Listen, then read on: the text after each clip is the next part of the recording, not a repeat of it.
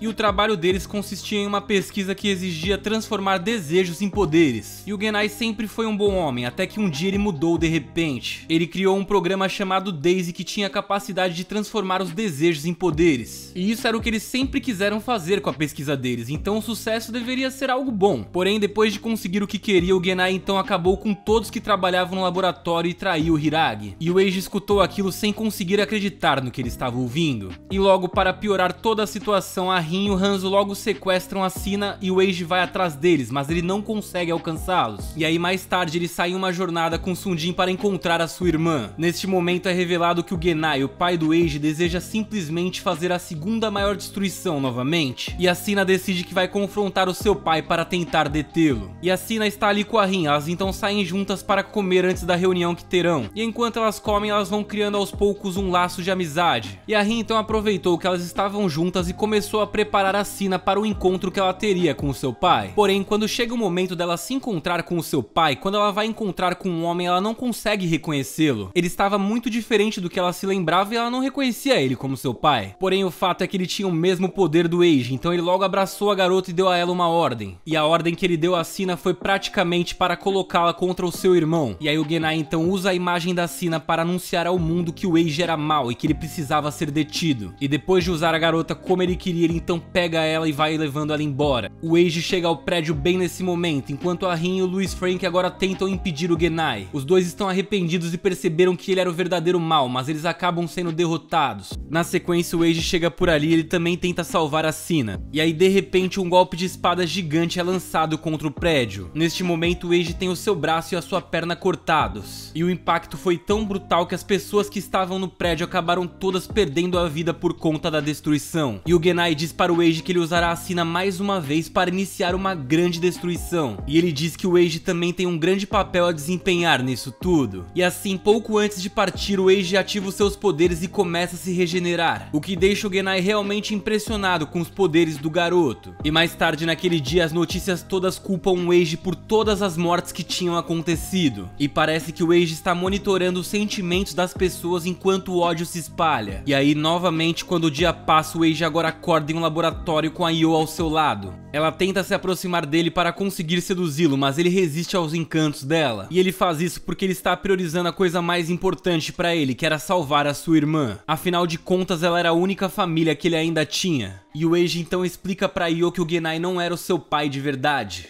E ele revela pra ela que ele tinha usado na verdade um avatar para alterar as suas memórias. E o Eiji e a Sina, os dois se lembravam que o pai deles na verdade era gentil e ele parecia diferente daquele homem. Porém, a dura realidade é que tudo aquilo ali era uma forma do Genai conseguir fazer os seus filhos se esquecerem da verdade. E aí em outro lugar a gente vê que o Hiragi e a sua equipe estão iniciando um ataque à base de operações do Genai. E nesse momento o Genai e a Sina estão conversando, onde ele revela pra ela que o Eiji tinha implorado para que ele se apressasse. Ele começou a falar pra Sina que ele estava fazendo pesquisas que pudessem curá-la e que o Eiji estava apressando ele por isso. E de acordo com ele, na sua tentativa desesperada de achar uma cura para sua filha, o Genai teria descoberto a teoria do portão, que lhe mostrou que enquanto os corpos estão naquele mundo, as mentes na verdade estão em uma realidade completamente distinta. E nesse momento então vem um grande plot twist, porque o Genai faz a Sina se lembrar de tudo, e ela percebe que na verdade não foi o Eiji que causou a grande destruição, como todos diziam. A responsável por toda a destruição na verdade tinha sido a Sina sozinha. E logo a gente vê que ela primeiro fez um desejo que abriu o portão, e logo ela criou ordens revelando que ela destruiu o mundo. E quando o Genai tá perto de conseguir o que ele quer, felizmente o Eiji chega bem a tempo. Eles começam a discutir, então ele mostra pra ele o processo que permitiria que ele vivesse a vida que quisesse. De acordo com o Genai, daquela forma eles poderiam viver em qualquer universo e teriam a vida perfeita. Porém o Eiji recusa as palavras dele e vai atrás da sua irmã. E aí na hora que o Eiji vai acordar a Sina, ela de repente acaba golpeando ele brutalmente. E nesse momento ela se lembra de toda a verdade. E logo é mostrado que após a Sina ter aberto o portão para outro mundo, ela não conseguiu controlar os seus poderes e foi isso que causou a grande destruição. E nesse momento ela estava devastada por tudo que tinha feito. E quando ele viu ela daquela forma tão abalada por tudo, ele desenvolveu então um poder para pegar as memórias dela para ele. E foi por isso que ela acordou depois em sua cama doente sem se lembrar de nada do que tinha acontecido. Porque o Eiji desde o começo tinha feito tudo para proteger a sua irmãzinha, pegando as memórias cruéis dela e absorvendo para ele. E com o passar do tempo, o Eiji começou a tratar aquilo como se fosse a verdade. Ele se convenceu de que ele era o responsável. Agora voltamos para o presente. A Sina está furiosa com seu irmão por mentir para ela. E ela quer abrir o portão novamente para fazê-lo feliz e recompensá-lo. E nesse momento o Eiji acaba caindo em um buraco onde a Rin também estava presa. E lá os dois se reencontram e com o amor deles eles conseguem então se curar e se energizar. Em seguida eles voltam para a batalha e quando o portão começa a abrir, o Eiji e a Rin começam a atacar o Genai. E o Hiragi está ali com seus aliados também dando apoio a eles. Até que finalmente o Hiragi usa os seus poderes e com seus aliados ele consegue derrotar o Genai. E agora com a ajuda do Deus do Ferro que estava ali, o portão agora permanece estável. E era daquele portão que saíam os Orders e todas as criaturas que causavam todo o desequilíbrio no mundo. E aí quando o Eiji acaba atravessando o portão, ele também encontra a verdadeira Daisy. Ela estava sendo mantida presa ali pelo Genai o tempo todo. E ao ver o Eiji, ela avisa ele que se ele perder o controle, outra grande destruição vai acontecer. E nesse momento, depois de ouvir a Daisy, ele mantém a calma e consegue reverter tudo. Graças a ele, o portão é fechado para sempre, o que significava que não haveria mais Orders. E depois disso, todos voltam ao normal e agora o Eiji é aclamado como o herói que salvou todo o mundo. Pois é, essa é uma baita reviravolta. Depois dele ter sido culpado por destruir tudo, no final ele acabou sendo o herói do mundo. E depois que tudo está normal novamente, vemos o Eiji, a Rin e a Io, e todos eles estão esperando que a Sina comemore o seu aniversário. E agora vemos que a garota está saudável e feliz depois de muito tempo. E assim a gente vai encerrando o anime e também o nosso recap. Eu espero que vocês tenham gostado do recap de Big Order. Se vocês gostaram, deixa o like, deixa um comentário aí falando que gostaram, pô. E se você não for inscrito no canal, você conseguiu me ver até aqui por quase 30 minutos, eu acho que no mínimo eu mereço uma chance pra você ser meu inscrito, né? Deixa a sua inscrição aí que é de graça e em troca eu prometo te compensar com muito anime bom que eu vou trazer aqui, tá bom? E bem, por hoje é só, muito obrigado por terem assistido e até o próximo vídeo que vai sair amanhã. Valeu, tchau, tchau!